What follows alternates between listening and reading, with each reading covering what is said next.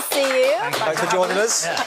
Well, I don't want to... They let me give out the tickets or, like, sweep the... I'm so excited like everyone else. really brilliant. Which we'll get onto in a second. Yes. That you haven't actually rewatched any of the Harry Potter films. Why? This is semi-true. They have been on over Christmases, and when my friends ever see them and I'm in the room, they quickly flick it over to take the mickey out of a younger Tom. But I haven't rewatched them in their entirety in the sort of marathon-esque way that I look forward to, and I hope to do it. I want to save that moment for when I'm slightly older and possibly with muggles of my own at my feet. So it's not a case of indifference. I'm just saving them for a special occasion. Yeah, I like it. Now, Tom, you're here to talk to us about your new book. Yes. It's called Beyond the Wand. Yes. There's a lot of talk about your co-stars from Harry Potter in the book, as we can imagine. But Jason Isaacs, he's one of the people you kind of like, one of your favourites, should we say? You hold him quite high. Why him in particular? Don't tell him that. Crying out loud. I'll never hear the end of it. Jason, he plays my father in the Potter films.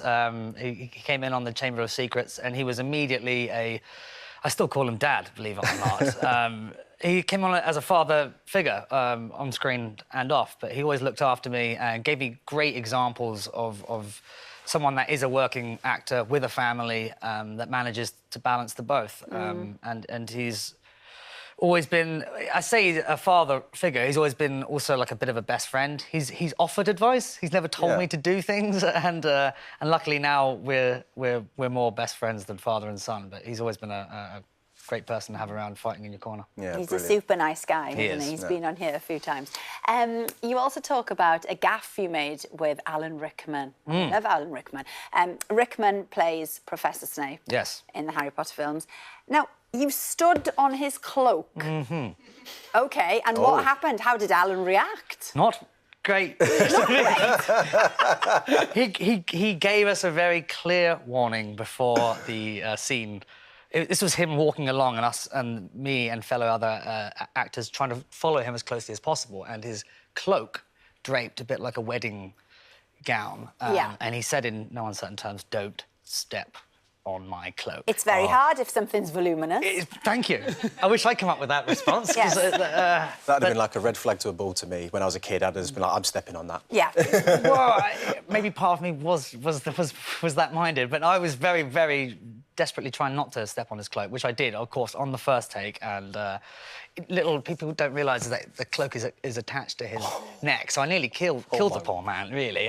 So it wasn't just a joke. Luckily, someone else stepped on his cloak the next take. OK. So the heat was immediately drifted a little ushered bit. on to someone else. That's what I like to it. Now, let's talk about Emma Watson. Yes. Because, of course, very, very close friend now. In fact, you call her a soulmate. But it wasn't always like that, because you got off to a bit of a rocky start, didn't you two? Slightly. It was less about our personalities, more the fact that I was a bit of a cocky 12-year-old when we first auditioned, and Emma was very new to it as a 9-year-old. I think I was slightly belittling somewhere in the process of meeting her in the audition period, which I think subsequently helped probably me get the part of Draco. It was quite in character. Method acting, some would say. But no, I've got nothing but love for Emma, and she's actually a huge encouragement for me to write the book in the first place. I wrote down lots of stories about all the highs and lows of making the Potter films, but she was very encouraging to actually also talk about my personal life, my family life, pre-post Potter, all the highs and lows. So I've got a lot to thank her for sure. And on that, Tom, you just kind of like touched on it there, but it's World Mental Health Day today, and we want people to be open and talk frankly as well. And you talk about your own struggles as an adult and suffering with mental health. What was kind of like the triggers for you? What kind of got you to that place in your life?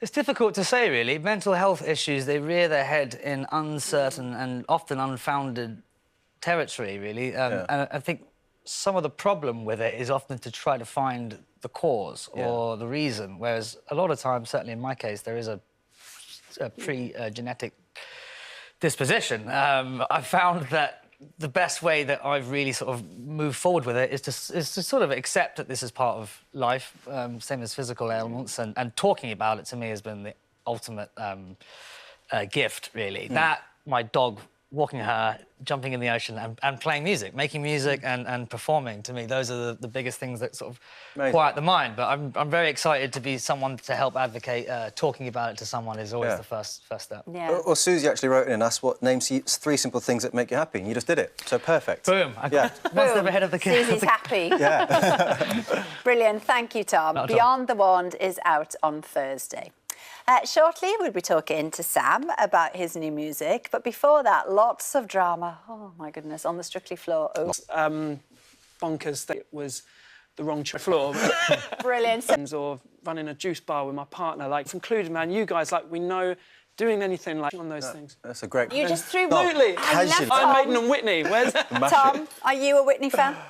I am now. That was an would you intense choose stare I was giving you there. I was going to say Sam Ryder's new album is definitely up there with my favourite. Legend. Nice. Too shameless. A bit too shameless. No, it's a very tricky question, obviously. For some reason, Sergeant Pepper's jumped to the forefront, or something that George Harrison did, All Things Must Pass, something like that. They're the ones that I've probably played the most. How about you, dare I ask? Oh, you don't even want to know. We do. It'll be so horrendous. Mine would be like Usher or something like that. One of my very first albums I ever bought. Yeah, something yeah. that grabbed me as a kid. Mystique. You know? Go on. I'd say go it. Immaculate Collection Madonna, maybe, or There you Alanis go. Morissette, Yeah. you know, something like that. Now then, comment for you, Tom. Amy says, I am beyond excited about your book, Counting Down the Days. Amazing. Yeah, Thank lovely. you. That's very exciting for you to hear. I'm really excited. And Holly says, love the new single. Bye.